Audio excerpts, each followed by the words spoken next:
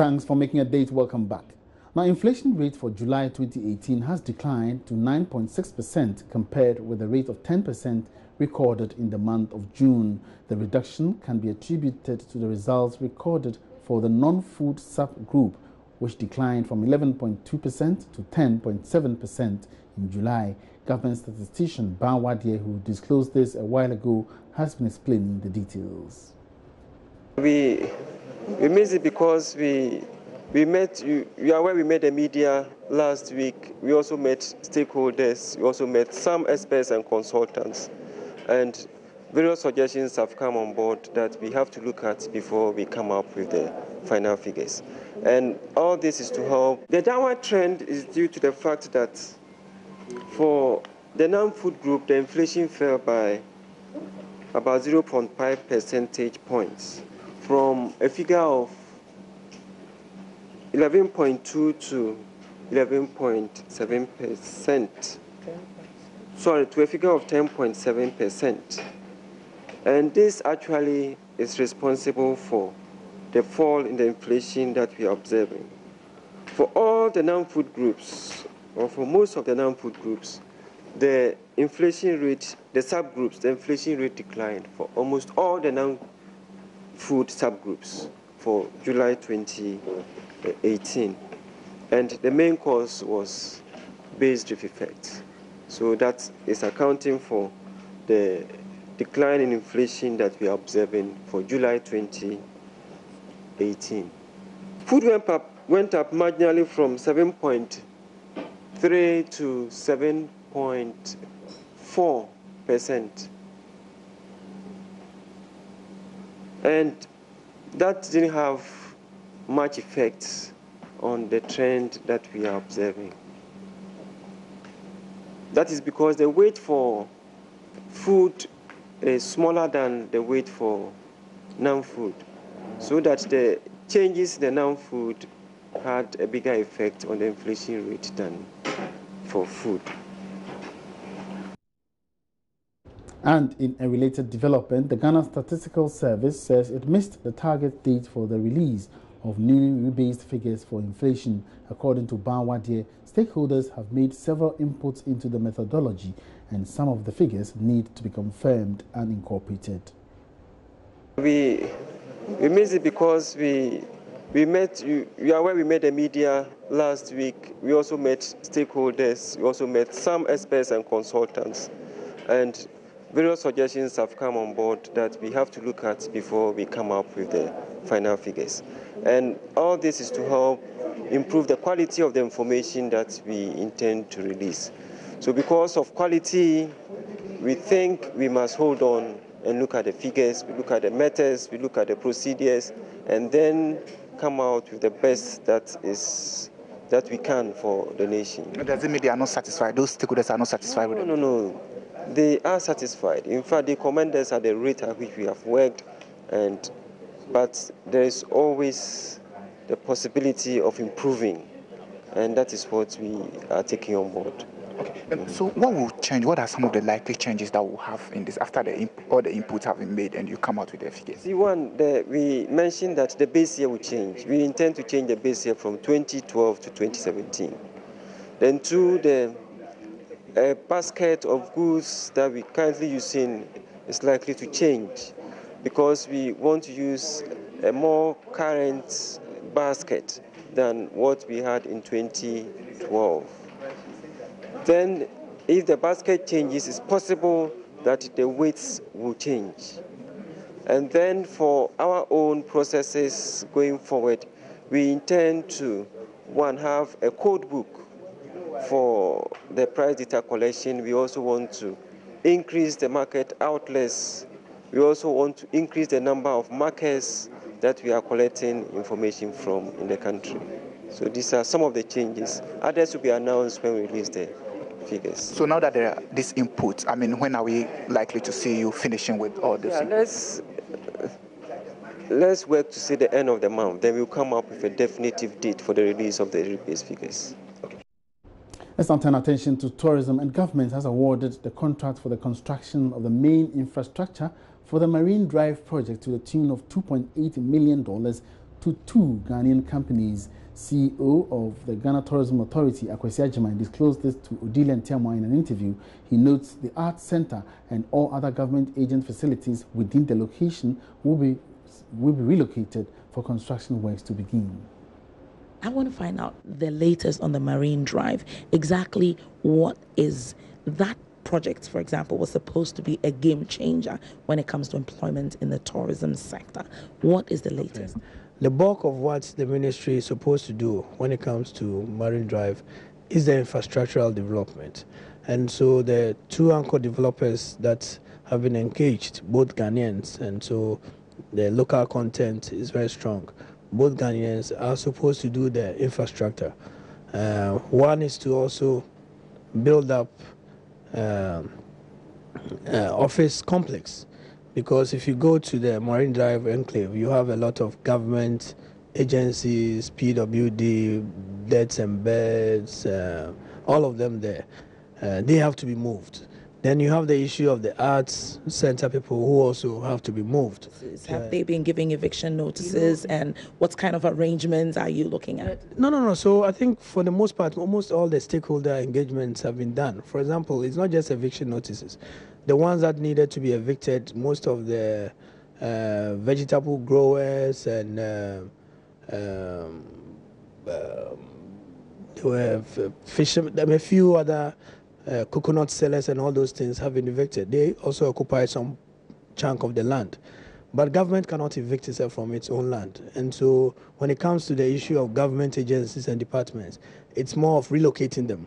Then you find out that there's also the Art Center complex, where for every tourism development, especially in the Marine Drive, it's still going to be a central feature of the development. And so whatever it is, they have to be moved to another site and then brought back when the development is done.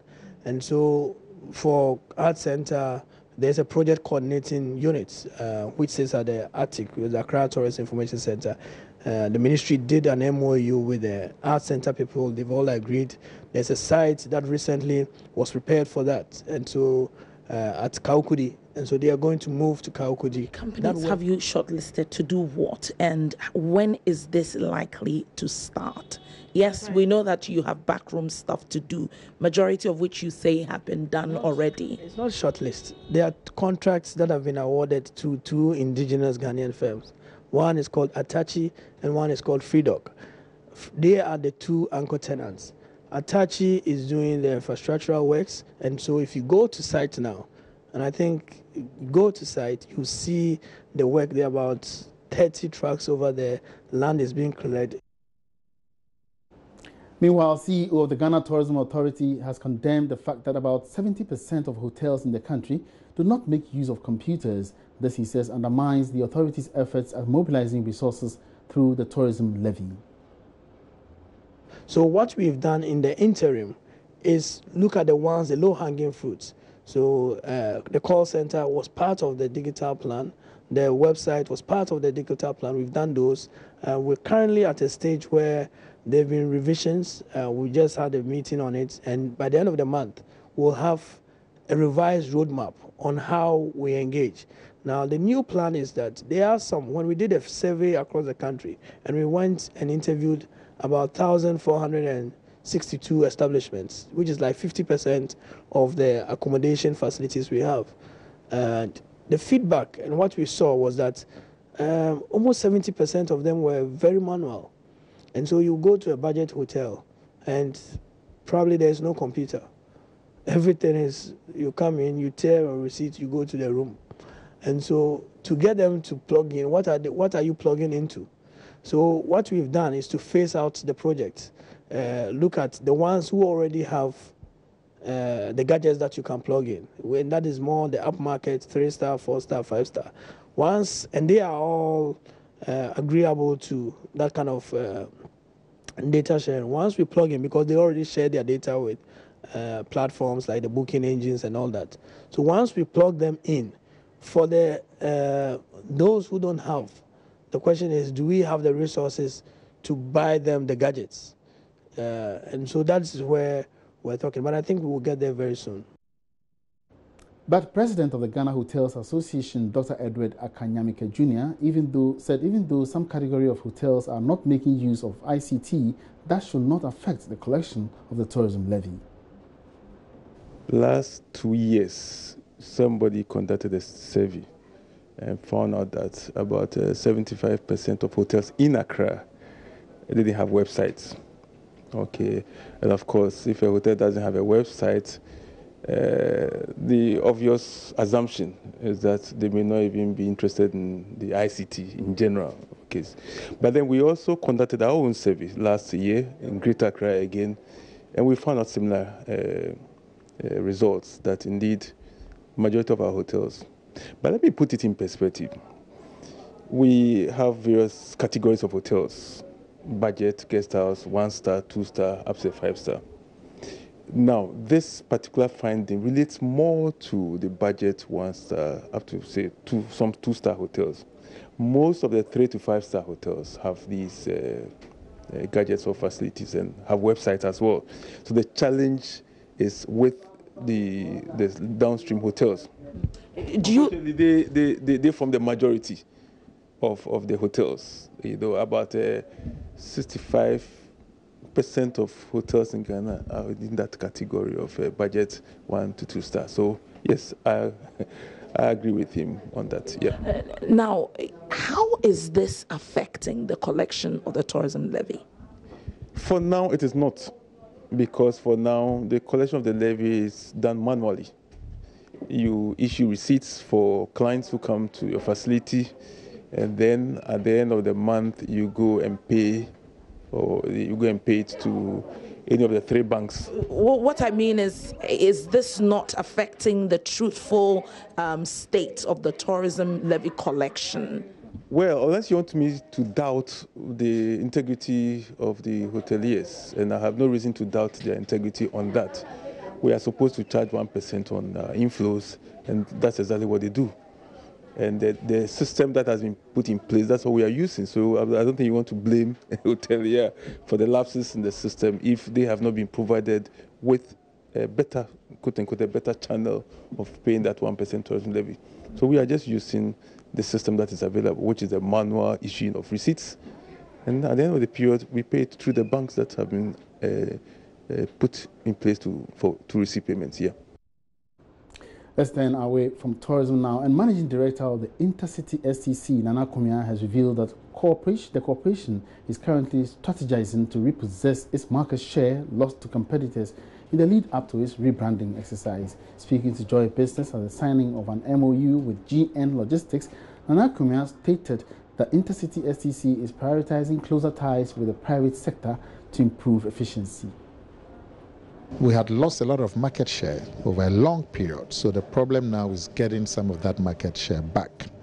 When I came here in May, June last year, you had on the average 20 buses always packed. We couldn't penetrate the Kumasi market, and that's the biggest intercity market in the country. Our opponents had frozen us out completely, and you always had 20 buses packed there. So we changed strategy in the middle of last year and decided that we needed to move out of this terminal. So we went to Circle, Nkrumah Circle, and then we went to Asafo in Kumasi. We had a Doom, which was the traditional terminal. We moved from a Doom to Asafo. And immediately, from doing about 8 trips a day to Kumasi and back, now we're doing about 40 every day to Kumasi and back. So that has had a tremendous effect on our revenues and our profits, and we are able to pay government for the 50 buses. But we are able to pay $1 million or so next month or so to government. Our big problem now is increase the size of the fleet. That's our big problem now. Because our opponents, not our opponents, but our competitors, they have over 400 buses. We have under 100. So the major effort we are making now is to increase the size of the fleet by about 100 more buses before the end of the year.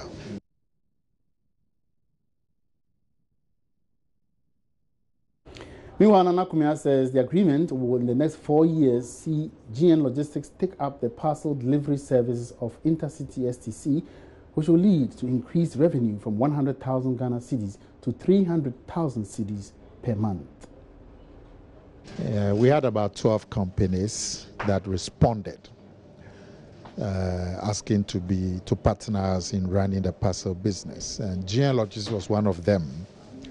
And so after screening by the management and also by the board, GN Logistics emerged the best. So their value proposition was the best among the 12 or so companies who brought us proposals. We run the parcel business. We get about 100,000 a month net.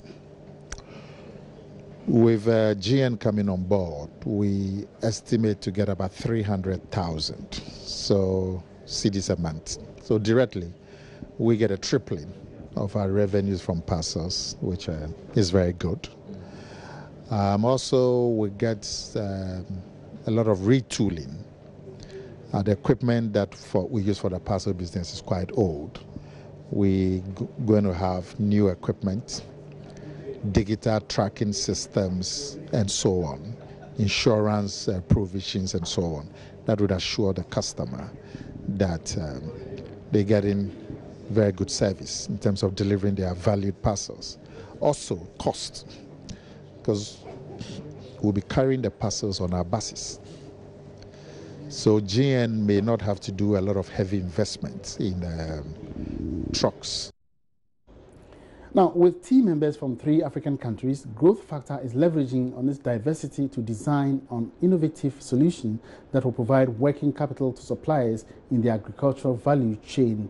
Growth Factor is a focus on KIC profile. That's a repeat.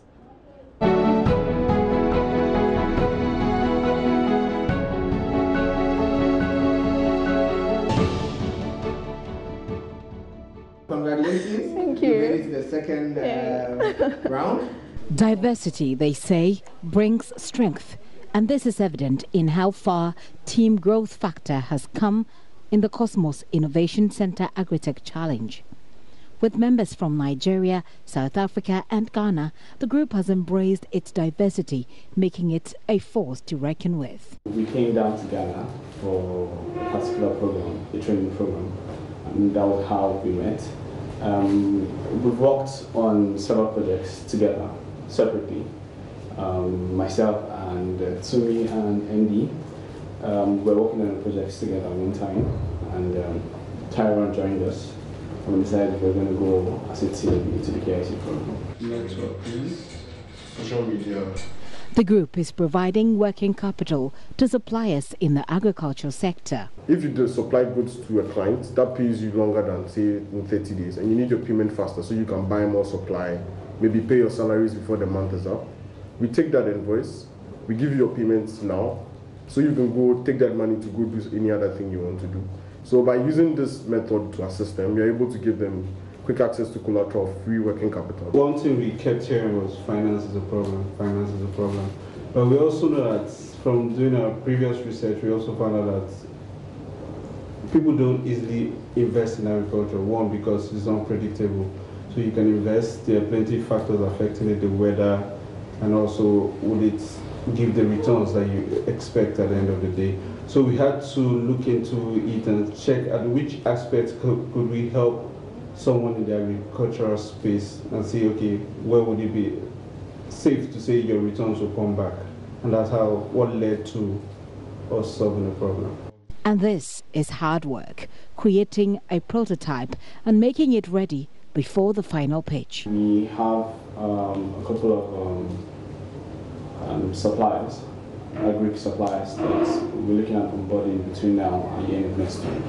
So we've been working tirelessly on it, and we're close to completing it. South African Itumeleng Mwahi says respect for one another has promoted a healthy relationship which has enabled the group to work well and achieve better results. A team is sort of like a chain. You need one to, but one needs the other to keep everything together.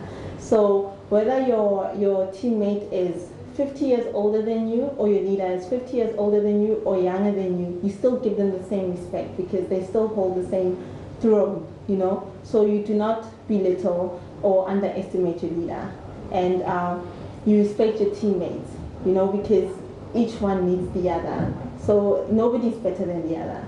As part of the team building training, participants spent 2 days at the 4th Infantry Battalion in Kumasi. Organizers of the challenge, KIC, said the military drill was to instill discipline and foster cohesion among the young entrepreneurs who were yet to form permanent groups at the time. But for Kelvin, it was a tough experience. We'd wake up in the morning, like in the AM, and run, take a drop as the military barracks. We'd do physical exercises, like for part of the morning. Some of us were not even able to shower the whole day. We'd just be running around, up and down, going to a class. Next thing you know, someone's screaming at you, you're outside and back on the field again. They explain to us how the military takes action, how they plan everything they do. They're able to explain to you how the military tactics can be applied to business. Being part of the Agritech Challenge has been satisfying. KIC wasn't just, you know, they're not just trying to educate you about agriculture, but as entrepreneurs, they expect you to come up with a solution, you know, to a couple of problems that are in the industry.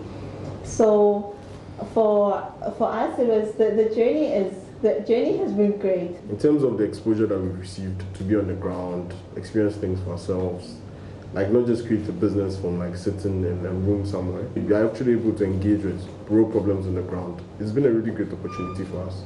With their strength in numbers and diversity, Growth Factor is confident of grabbing the investment fund of $50,000 US come October.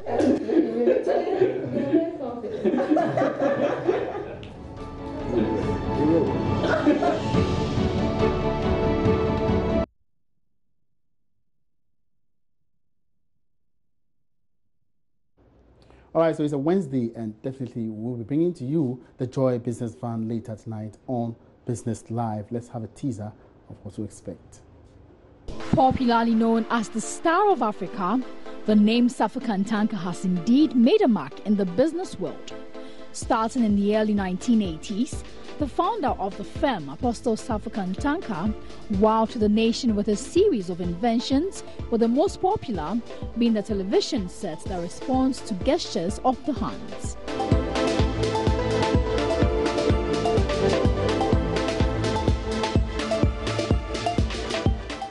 Now managing the family business, Kojo Safa Kantanka Jr. explains that his father's vision of growing the local manufacturing industry still stands. Every car, he says, is built with a Ghanaian in mind. We intend to open more service centers. We intend to even branch into electric vehicles as well. We also want to introduce minivans or vans, buses to our fleet of cars, and also make sure that, we are not going to be known for only saloon cars or SUVs, but buses, electric cars, even motorcycles. Because if you look at our request list, we have a lot of people that come in requesting for motorcycles and other even 3 tires as well. So we intend to advance and create more models, and also do a lot of things in terms of not only, even with Kantanka, it doesn't only stop with automobile. We have a whole lot of electronics and also machinery, other things that we want to do. Now with a showroom, customers do not only have the luxury of walking in and picking from an array of cars, but also have the option of requesting for customized vehicles.